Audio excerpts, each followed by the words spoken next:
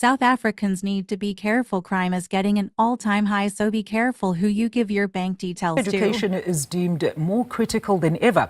Well, for this discussion, we're very pleased to have roped in the head of financial crime at Capitec, Mr. Nick Harris, to help us raise more awareness on this critical topic. Mr. Harris, it's such a pleasure. So welcome to SA Today. So the festive season period is mostly associated with a whole slew of new and improved cyber scams, right? Geared at thieves fraudulently pocketing millions from unsuspecting consumers who have received their bonuses and let their guard down on their spending habits. But what are some of the latest types of prevalent cyber scams at this particular time that you've identified?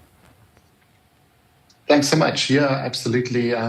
Unfortunately, December is also a bonus time for scammers and criminals out there. And we definitely see, obviously, as people spend more time doing their online shopping, scammers and fraudsters really targeted them through social media platforms and places like Marketplace. So you think you're buying a fantastic bargain. It's 50, 60% off. You click on a link on an advert that's been given to you on, for example, Facebook, and you're on a website that looks very similar towards one of our major brand names or retailers. In the meantime, that is a fake website.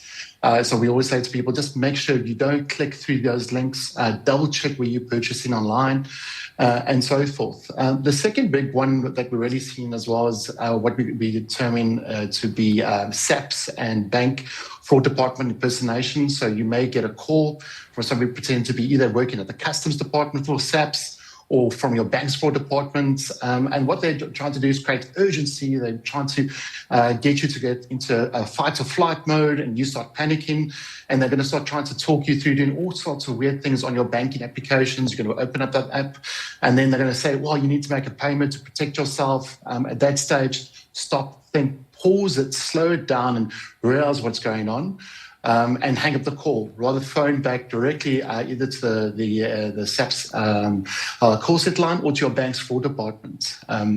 The third big category really is around investment schemes. People at this time also have a bit of extra money in their pocket. They want to make a little bit more money, and they're looking for really good investments. And again, spend probably a little bit too much time on social media. And they enter a website where you can make back 10,000 Rand per day if you invest in this platform. And a lot of that's been driven by these AI deepfakes, and you get added to a fraudulent platform. And you see this virtual money growing, and unfortunately, it turns out to be nothing more than a scam or a Ponzi scheme, and you lose your life savings. And I mean, I recently had a very interesting chat with the National Financial Financial Ombuds Office there, Nick, who actually gave quite a stern warning to consumers about the rise of these online shopping, phishing, and identity theft scams. But what I found quite interesting, right, is that yes, as much as the financial institutions such as your banks or the bank, for example, has its obligations to guarantee customer safety, but the sophistication of these scammers actually fools even those with a trained eye, as you've just rightly put it so. And liability often falls mostly on the consumer, Nick, who unfortunately, unsuspectingly gave their private information to the scammer, thinking it was the bank. So let's unpack both the user as well as the institution's obligations to their customers and vice versa. Absolutely. So, I mean, firstly, I think it's a very good point. So the social engineering tactics, is what we call it, right, is that as the technology gets better, as our apps get stronger, you don't have those, those SIM swap frauds that you used to have in the past, right? But what you really find is people are the weakest link, right? Myself personally, I think we can do more as banking institutions. And for example, Capitec has brought in things like we will actually warn you that you're not on a call with us, right? So when you're in your banking app, it's going to tell you in big red letters, you are not speaking to the bank. Please hang up the call. And we won't actually allow you to make payments as well. So there is certainly technology angles to this. I think there's also better flows we could be doing during our payment processes. So, when you're making a payment to a beneficiary for the first time, maybe I can ask you better questions as a financial institution. And we've done similar things within our app environment. So we'll know that's the first time anybody's paying this beneficiary out of our 24 million clients. And they will ask you certain things like, well, why are you making this payment? I'm trying to do an investment. Where did you find this investment? Oh, no, it was on Facebook. Oh, I think this is probably high risk. Maybe you should not do this. And this has prevented over 200,000 payments and 300 million rands in savings through clients themselves just being better aware in these flows. I do see as well, I mean, we've been engaging quite a lot on a regulatory level as well with the FSCA, National Ombudsman, through the Basel Forum, SABRIC forums, and really a stronger willing coalition to fight this at scale.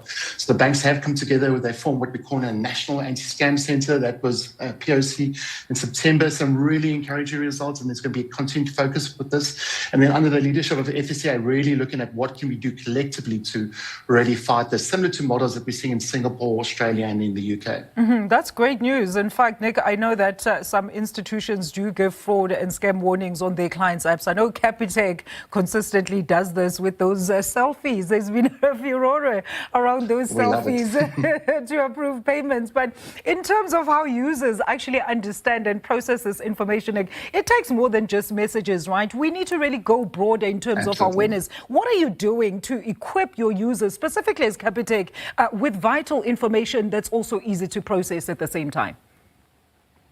Yeah, absolutely. And I think the awareness and, I mean, even things like this, what we're doing here today is so important. With the rise in AI and voice cloning, we're starting to see things like in the US where it sounds like your daughter's been kidnapped and they've actually cloned people's voices using their TikTok videos. So we're going to see that coming into South Africa as well at some point. And I think what the important thing over here is twofold. Like I said, is that really much better context-rich information in critical moments like your payment flows. So before you're making those payments, like I mentioned just now.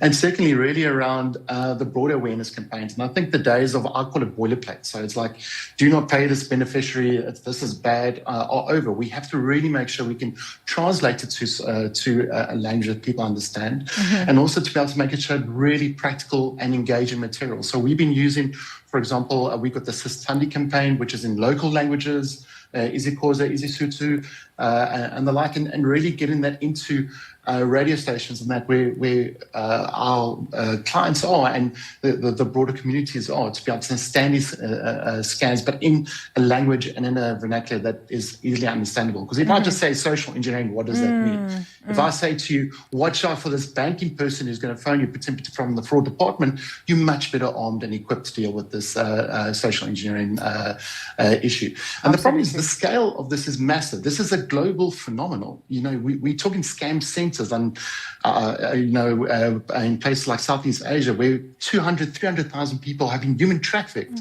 and all they do is scam outside the world. And these are some of the syndicates we track ourselves and handing that information over to DIRCO, SAPS and Interpol and the like to really go and say, well, the perpetrators are not even in this country. They sit in a place like Myanmar. It's quite scary, right, Nick? Because, I mean, I suppose the difficult ones, as you've just pointed out, have to be the socially engineered type scams where word of mouth or even users are urged to rope in family and friends. The WhatsApp deals that you were speaking about, we saw recently, of course, with the Black Friday specials, where the National Consumer Protection Act can hardly assist the consumers. So how do you even advise clients against these too good to be true deals then being shared and passed around? Because we understand that it is so sophisticated, Nick, that these AI deepfakes are even able to store your biometric information should you have activated it even on your app. Absolutely. And I think that's the other one is that really understanding that your cell phone, your device is the gateway for these, right? And being really clear around downloading software only from the official stores. Don't download it if somebody's giving you a link or an instruction around that. And then secondly, really around, it's that old adage, if it's too good to be true, it is. If you invest into something and it's not FSCA approved, it may have a fancy AI front, but you've got to ask yourself, why is Elon Musk reaching out to me via WhatsApp to ask me to invest in Tesla bucks, for example? And so, a little bit of that common knowledge goes a long way to pre-arm and pre-warn.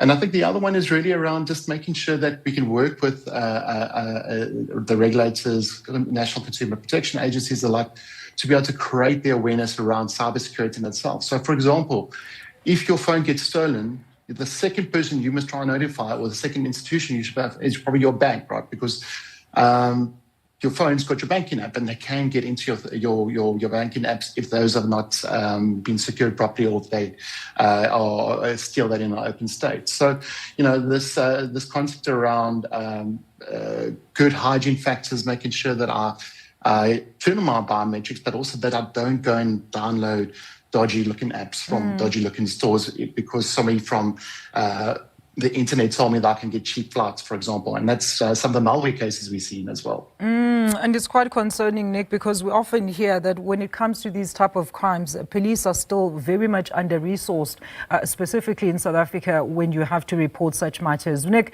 what a great conversation. Thank you so much for giving us those tips. That was Mr. Nick Harris there. He's the head of financial crime at Capitec.